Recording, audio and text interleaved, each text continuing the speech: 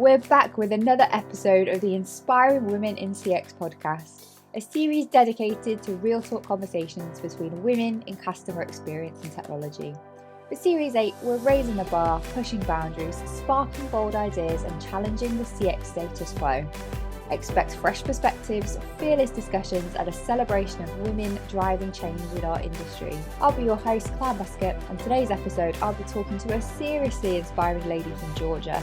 She's a founder and top 10 global CX consultant dedicated to helping organizations worldwide design customer-informed operating models that benefit customers, employees and the bottom line. Her impressive track record includes delivering 100,000k OPEX savings, re-engineering processes for a European bank and implementing an award-winning CX model for a global pharmaceutical company.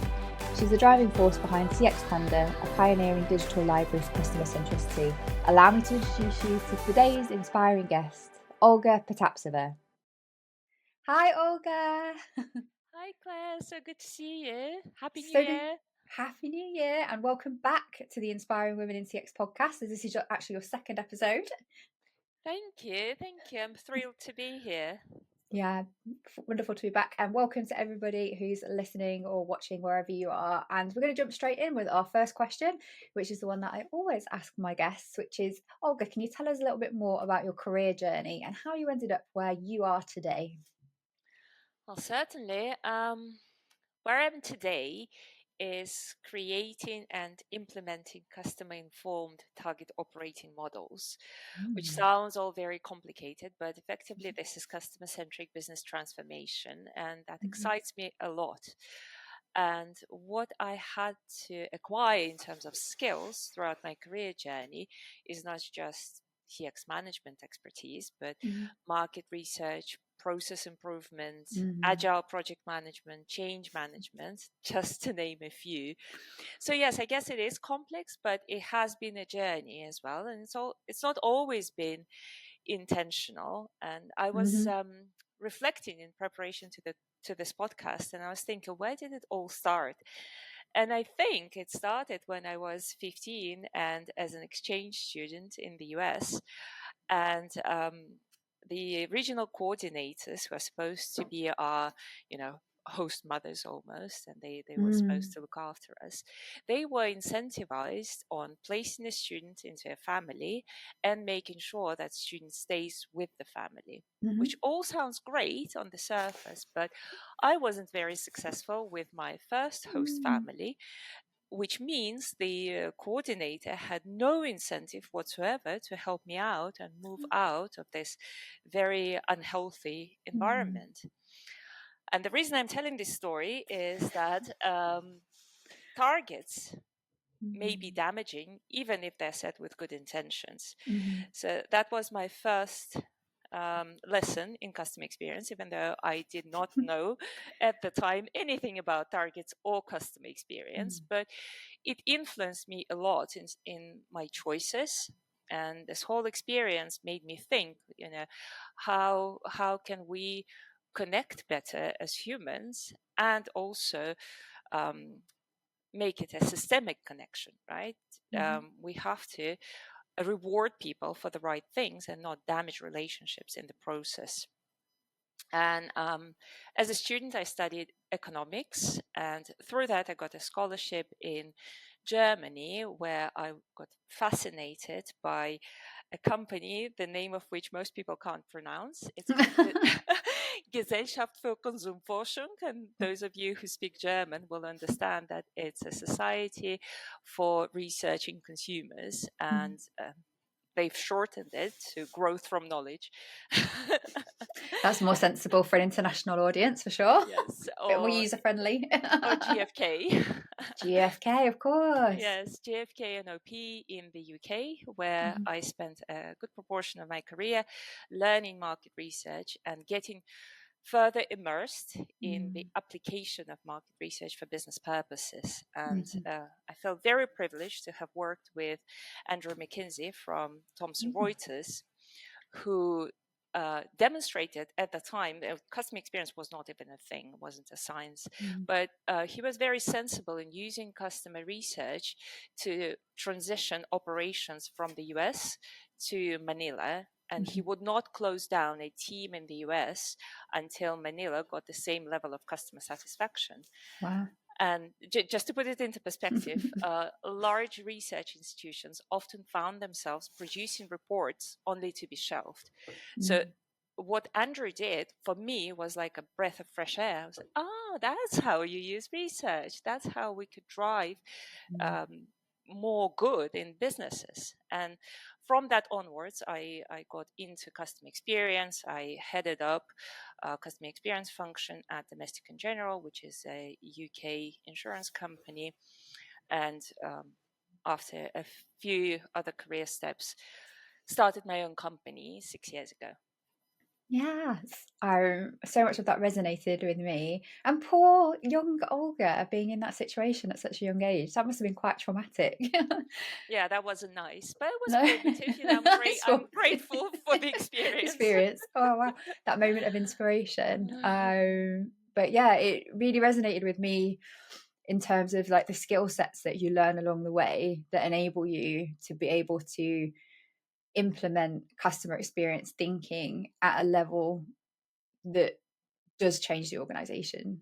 And for me, I was like ticking off the list. Yeah, agile project management. For me, I'm a specialist in experience design, but totally agree the foundation of everything being research. But I remember doing like my Lean Six Sigma training, as well as my like Prince 2. And for me, I think I've also fused a lot of those different skill sets into my own version of what customer experience means. And we're going to talk more about your own version, which I've been super inspired by. And yeah, we got to work together this year on a project, didn't we, with Siemens? Yes, and blending both of our approaches to be able to do a transformation program for them, where we were able to begin with research, understand the current state, design the future state, and it was really awesome to collaborate with you on that. So I'm super excited to share more of the insights behind your methodology with our audience today. So you've already mentioned this word, customer informed operating model, and I know that you've referred to some of your thinking as developing business harmony. So I think for the audience, just to understand a little bit more about what actually is a customer informed operating model, and how would you describe business harmony and how that works? Yeah, so I started my thinking around business harmony from deep within, and I was trying to see what motivates me, what do I want to create as a business consultant. And I love it when things are in harmony. But for me, harmony is a state of balance when things connect and they work.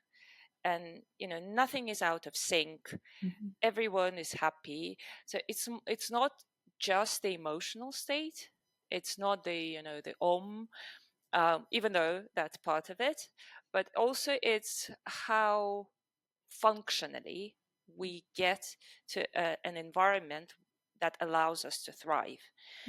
And that personal attitude led me to think, well, surely businesses are living organisms, and they can be brought into the state of harmony.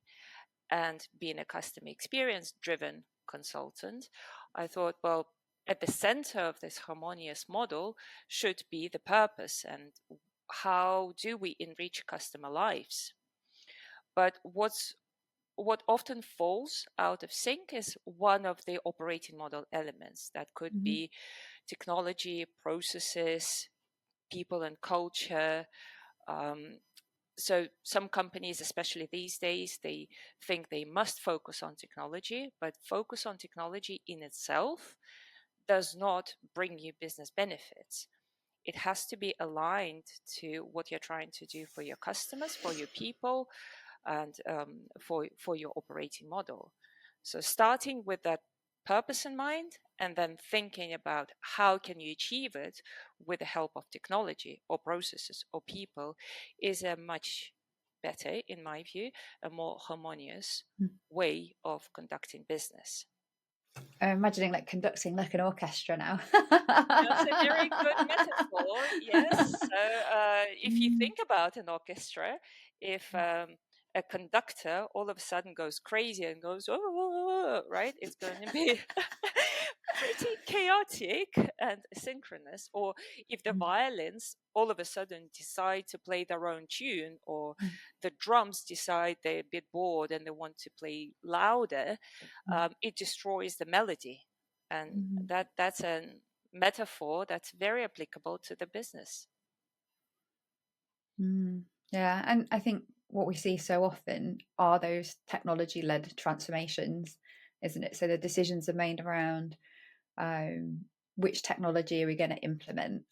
The experience often becomes a byproduct of technology decisions, and we're seeing so many companies now having to go back and think about experience design as an afterthought and redo so much work that if it had been done the first time around, if it had been customer informed in the first place, if the effort had been made to think about how do you orchestrate people, process, and technology together to deliver an experience, would have saved so much time, effort, and money in the process.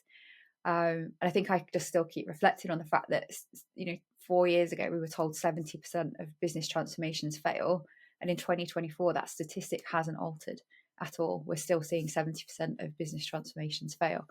So I'm absolutely with you on the concept of creating business harmony, and that it has to be customer informed when you're creating these new operating models.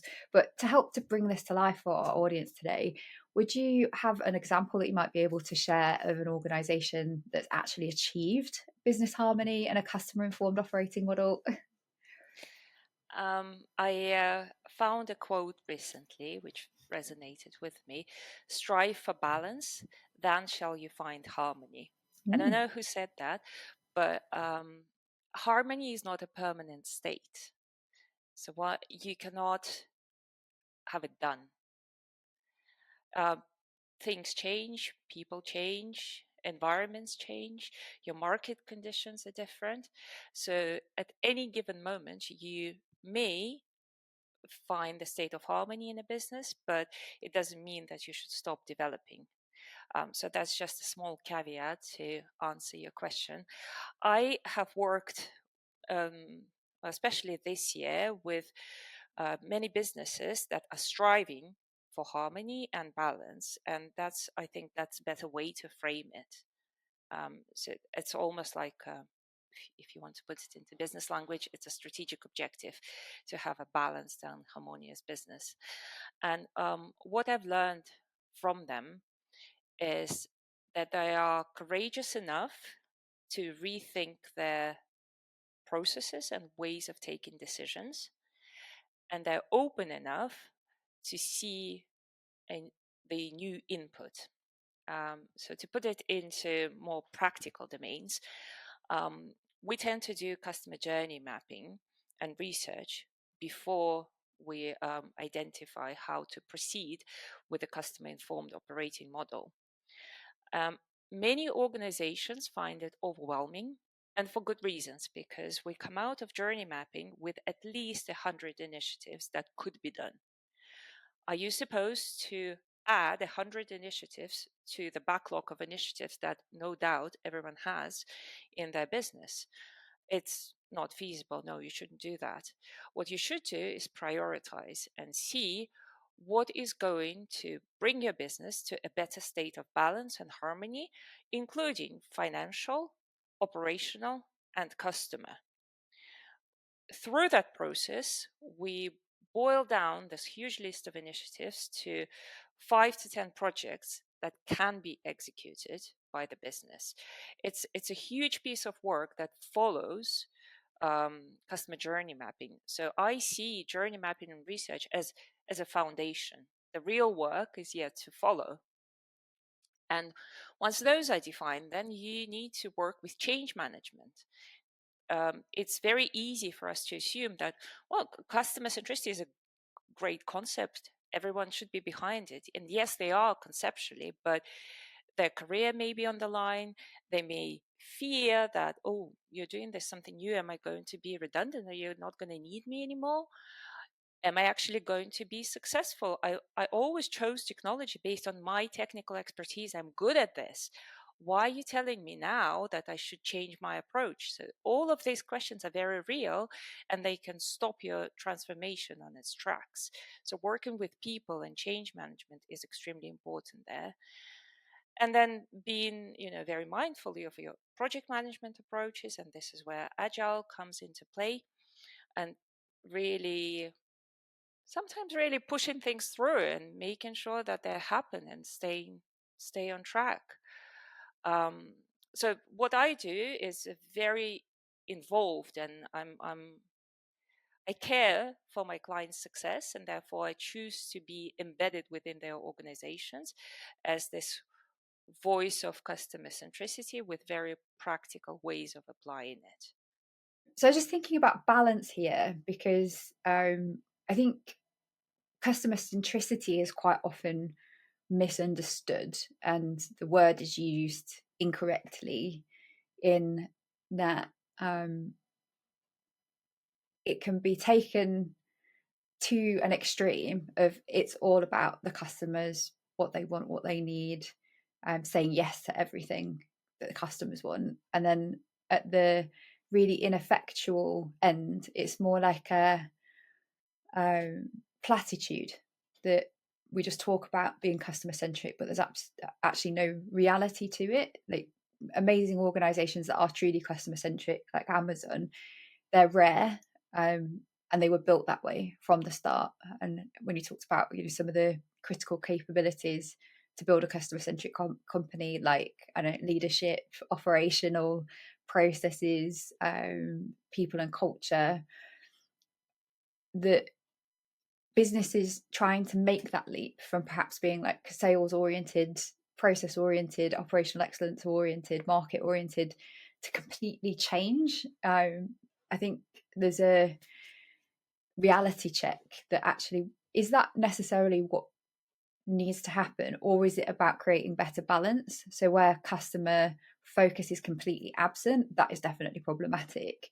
But not to say a company that is operationally strong, or is thinks about its competition and the market that it's within, I think it still has to be balanced strategically around the dominant strengths of an organization. So that was just like one thought that came 100%. To mind. So yeah, I think my message to the audience is just really kind of thinking about, when we're talking about customer centricity, what do we actually mean? Because the reality of a customer centric organization is possibly not what is achievable for your organization. And customer informed, I think, is a much better term to use. And I think, getting to that operating model level of change, that means the experience really does work for customers is critical. And then secondarily, I was thinking about, you and I have kind of a slightly different approach, that when we worked on this big project together, we tried to blend the two worlds. So I completely agree with, starting with as is and how do we move forward from there. But for me, there is also what is the future state that we want to be offering. And that might be something that isn't comprehensible right now because the technology isn't in place, for example. So for me, I think like service and experience design is another critical component of this, being able to paint a picture of what do we want to be and what do we want to offer in the future, and then being able to build, I think, that roadmap that makes that connection between how do we move forward from here and how do we reverse engineer to where we want to get to. Because there might be some projects that might come from journey mapping, for example, that actually a new solution that may be like a year away is going to solve that and 20 other things. So is that still a priority if we know we're going to revolutionize process or technology in some way that removes those challenges? Sorry to interrupt your listening, but I just wanted to take a moment to tell you a little bit more about Wix. We're the world's first online membership community for women in customer experience. Our mission is clear, and that's to unleash the power of women to lead the future of human-centered business. Working in CX can feel lonely at times. We're often single-handedly trying to change the way organizations think and behave about customers. On our paid platform, you can discover a vibrant tribe of fellow female professionals, find support from knowledgeable peers, learn best practices from experts and practitioners, and be inspired to up your game through leading-edge CX and EX thinking. If you feel like you aren't making enough progress with your CX objectives, are unsure about what your next move looks like, or struggling to achieve your career ambitions, you're not alone. To learn more about membership, see how women are progressing personally and professionally with the support of the #1 community in CX, you can apply to join us today by visiting www.womenincx.community/membership. I really hope I get to see you there soon. And also I was thinking about how do you build those capabilities, having identified what needs to change? And I think some of the points that you raised are super important, and where things come unstuck does tend to be people, doesn't it? Like technology, processes, redesign, that kind of thing, that's easier to orchestrate. Someone has to do them. Yeah, well, yeah, and of course, like the hard bit is actually creating the change, isn't it? The hard thing is the program management of a number of changes orchestrated over a period of time that does mean you move from current state to future state, but the change management required in that, and I was just thinking about like how traditionally kind of customer experience teams are set up and centralized in some way, and not necessarily having the purview that as consultants we get to have, which is as an influence on a transformation program and a resetting of an approach to transformation that is game changing. Whereas most CX individuals and teams that I know are often quite far removed from that. So a big transformation program's already happening, and they're being asked maybe at a more project level to have some input into the customer experience of that change. So I think the question the audience, I'm sure, would really love to understand is how can they go about influencing the creation of a customer informed operating model. So if we start at like kind of the business level, how do organizations do it, and then bring it into the listeners of this podcast, what can they do to try to help to make better customer informed decisions during transformation? I think that would be really helpful. Yeah, and building on the 3 points that you raised, I think it will be a good bridge for us to talk about the practical aspects. So firstly, what is customer centricity? I think your role as a CX professional is to define what is it that we are for our customers and what is it that we are not. And that what we are not is probably even more important, because that cuts out about 70% of the noise that the organization is trying to do. If you think about Amazon that you brought up, try calling them, right? You cannot, like, it's very, very hard. Is this a barrier for some customers? Yes, but they are not a business that likes to take calls. They give you all the other facilities. You can chat to them, you can email them, but they do not like to receive calls, right? It's an operational choice. Mm-hmm. And someone somewhere defined that we are not a call center for our customers. Yeah. Right? Mm-hmm. So that's a really good one. You could start thinking what you are not conceptually, and also what services you're not going to provide. Think Ryanair. Not that it's the best or most fascinating example, but they said, we are the lowest cost airline. We will get you safely from A to B at the lowest price. We never promised you anything else. So if you come to us with the wrong expectation, it's on you. We made it very, very clear. Their social media is hilarious. Talking about Ryanair, though, they actually turn their customers' complaints into funny social media posts, don't they? So someone will send in a photo saying, I booked a window seat and they've only got half a window, and they're just like, it's Ryanair, what did you expect? We're a low-cost airline. Anyway, yeah, they push it a little bit, but it makes me laugh. The point stands. Yeah. So the second point you brought up, which is also very important for CX professionals to take on board, is how do you align with the organizational strategy? What is your future state thinking, not just for CX, not what you would Yes, like to yeah, imagine this company to be. yeah. What does the company imagine itself to be Mm. in 5 years, in 10 years? Where are they going strategically? What's the competitive landscape? How are they going to play? And then align your experience strategy to those aspirations. With all the will in the world, you cannot change the organizational strategy. It's not up for you to decide. Even if you're fortunate enough to be on the board, you are a contributor to a decision that other people will have a say on. So contribute effectively. Reduce your decisions to your circle of influence. Don't try to be more than you actually are or that you're given permission to be. Sorry, it may sound a little bit harsh, but it's True. actually Yeah. very, very practical. Yeah. You may fall into a trap of not being effective if you don't do that. The third point I wanted to raise, remind me what was the third point actually. I was thinking I must not forget. Operating model design and how CX teams sit outside of transformation programs. And that's the biggest risk you can run as a CX team, is to fall into the silo culture. That's everything that we advocated against ever since creation of CX as a discipline. Is people should work cross-functionally. There should be less siloed thinking. And now I see a lot of CX teams being in a silo.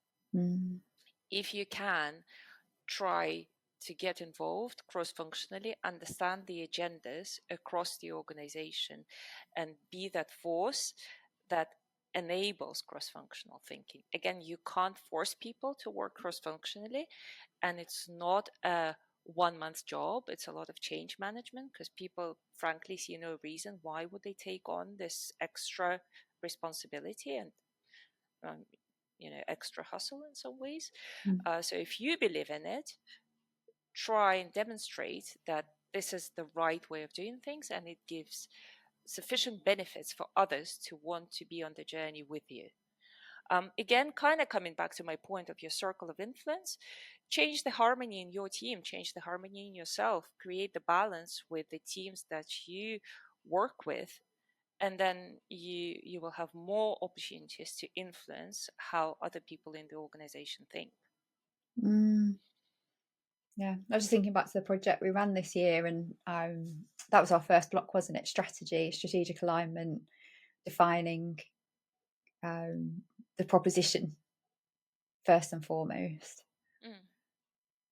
And I was just thinking, I think that the most powerful thing CXs can advocate for is actually research, customer research, and being able to ask those questions. How do we know that this is what our customers want, or how do we know that this is something that people need? Like, what understanding do we have about our customers' needs and goals that would mean that this decision is a good one? And just asking a question, isn't it? Because if it's absent, then you're exposing a gap. It's not actually saying, oh, we should be doing it this way or differently, but being able to just ask the question, what are we basing this decision off? What insight do we have to support that? Be the voice of the customer, right? And it doesn't mean that you have to buy the most expensive survey software or run a lot of research programs. Sometimes it's sufficient to go and talk to your customers, just, have 10, 20, 50 conversations yourself, or get your team to do that. Talk to your sales team, talk to your contact center, talk to people who interact with customers every day, and by understanding their perspectives will be biased, because sales teams talk to customers to achieve sales, and contact centers talk to customers to resolve issues. But you are in a privileged position as a CX person to help them see each other's points of views, and see each other's points of view. Yes, exactly. That's the magic moment, isn't it, in journey mapping, when people start to understand not just the bit that they do, but the impact that what they do has on the bit that's in the after the handoff or the handover, and what actually happens further down the line, and recognizing how, as a cross-functional team, there are so many things that could be resolved upstream that prevent pain further down the line, both for the customer and for the operation. Yeah, I love that one too. So Isn't that a privileged role? it is. Right? Oh yeah, no, Yes, absolutely. Like definitely one it's of the most fantastic. fun things to do is to bring that sense of collaboration through the lens of thinking about the customer's point of view. Definitely one of the most rewarding things I experience working on the business side, and these days when I work on projects with clients as well.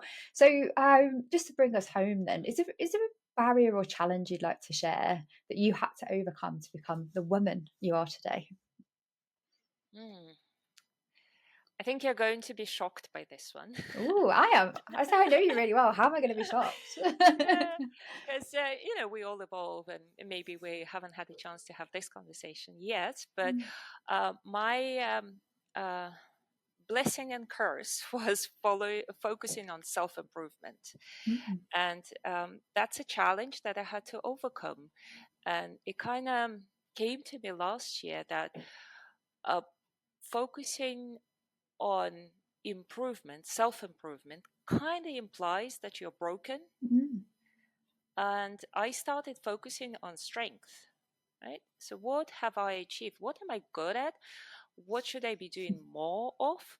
Yes, of course, I can do certain things better, but do they sit right with me, or should I just not be doing them? I think sometimes self-improvement focus leads to low self-worth Mm. and relentless standards, which are not always helpful. Um, and I come across as quite confident, and I've been leading teams from the age of 23. I This is my natural strength, and for years I was trying to do all sorts of other things, and I don't think I realized my full potential Mm. to my best. So I did a lot of exploration of my strengths, and Mm. I have a level of determination for 2025 to focusing on what I do best, which is improvement, problem solving, strategic thinking. I'm driven by better ways of doing things. I Mm. anticipate challenges. I happily address problems, and that's really exciting for me. You can see me animated. Like, Yeah, yeah. problem to solve. Yeah. um, Mm. so yeah, I'm great at fostering potential in others, and I'm not very good at following rules, guidelines, sticking to rigid ways of doing things. So I'd rather delegate this to my team, which I'm very fortunate to have, Mhm. or avoid tasks that require this. And Yeah. 15, 20 years in my career, I chose to focus on being a researcher and be good at meticulous calculations, Mm. creating and checking the questionnaires. And that wasn't the right choice for me. And I quickly kind of grew out of it into other roles. Yeah. It totally resonates with me. And in fact, we had our end of year reviews just before Christmas, and we were talking about the link between working in your zone of genius and playing to your strengths and joy. And actually, when you're in a space where you're doing something that you don't enjoy, like that just isn't either your strength or you just don't like doing it. Like for me, I'm the same. Loves problems to solve, love innovation, love creating something the first time around, finding a way to do something. But maintaining that, I'm not interested in. But you still need it to be maintained, right? So, and it was similar with a conversation with one of my team as well. That she's very similar to me actually. So being able to let go of some of the stuff that we have been doing to pass on to someone who's more suited to do that job, and then experiencing more joy as a result of being in that space. I definitely am an advocate of playing to your strengths. And a really interesting point that you raised around this continuous like striving for self-improvement, all of the self-help books, all of the podcasts that are out there. I definitely fall into that trap as well. But what are you telling yourself, right? If you're always trying to Yeah. improve something about you, I just thought it was interesting that you said that either you're telling yourself you're broken or you're deficient in some way. I think for me, I'm never going to stop learning about myself, and I love that introspection in terms of listening to other points of view. And for me, I think the thing I'm continuously working on is my own mindset, but I'm no longer trying to learn other skills that I know what I'm good at. Stick to what I'm good at and keep working towards a better version of myself is definitely something I agree on as well. So I suggest replacing self-improvement with self-discovery, awareness, and taking pride. Self-awareness, yes, definitely. Self-discovery, self-awareness, but not self-improvement. That's a really, really good one. So just before we finish, obviously you've been a part of Women in CX since before day one, because actually I employed Olga to do our research for our own product development back in the day when we were building our first platform MVP for Women in CX. But I just wondered, is there anything you'd like to share with the audience about how being part of communities impacted your personal and professional development? Yes, not just Wix, but community more broadly. Well, I will share about Wix because it's my favorite community. Hey, you heard it here first. There's a £20. So I promise I didn't bribe Olga to say that. No, Glenn never bribes you. No, I ask for bribes all the time. I'm not. I always used to think about myself as not the one for communities or networking. I love one-to-one connections. I love deep conversations, and this is where I thrive. And Women in CX showed me that a community can do exactly that. And I met lots and lots of people, Claire herself, Beranger, Elena, Oriana, many, many others whom I've been able to foster these deep connections with. And I think I even rethought the idea of communities and the appeal of communities to me from kind of, it's too much effort and I'm not the type of person who thrives connecting with a lot of people, to think, what can I give as much as I can and feel appreciated for that. And I think that's where Women in CX community is unique, is the appreciation that every member gets from bringing what they can. Yeah, that's a really good point. I totally agree. You get out what you put in a way, don't you? And even if it's just reaching out to message someone and saying, hey, you look cool, can I have a coffee? Where that can lead is incredible friendships like we've been able to build with wonderful people that we might not have met otherwise. But I agree. Thinking about what can you give to community rather than what you can take. And you've been a shining example of that in your generosity to the community over the last 4 years. So to finish off then, our final question, is there one top takeaway from this conversation that you'd like to leave the podcast listeners with? Not being afraid to speak your truth, and don't feel you're broken in any way or deficient. Your ideas are great. You need to define them clearly, learn to pitch them to the right people, and be in that state of balance and harmony yourself. Oh, yes. It all starts with us, doesn't it, first? If you can get yourself to harmony, then you'll definitely be able to help others and businesses to do that. So this was a wicked episode. Thank you so much for sharing your unique perspective. It's wonderful to see the momentum that's building around these conversations about customer-informed operating models. We've talked about so many things today, and I love talking to you, Olga. It's always a pleasure. So keep doing what you're doing. I'm really excited to see even more amazing content coming out from not only ECC, but CX Panda as well, which, by the way, round of applause. It's turning into a wonderful community in its own right. And yeah, thank you to everybody who listened along today, and we'll see you all next time. Bye for now. Bye, Olga. Thank you. Very grateful to you and to all the listeners, and always a pleasure. Thank you, Claire. Lots of love. Bye. Bye-bye. Thanks for listening to the Inspiring Women in CX podcast with me, Claire Muscat. If you enjoyed the episode and you don't already, please do drop us a like and subscribe to our channel. The bigger the following, the bigger the impact we can create in our mission to amplify the voices of women working in CX and technology. Well, that's all for now. See you all next time.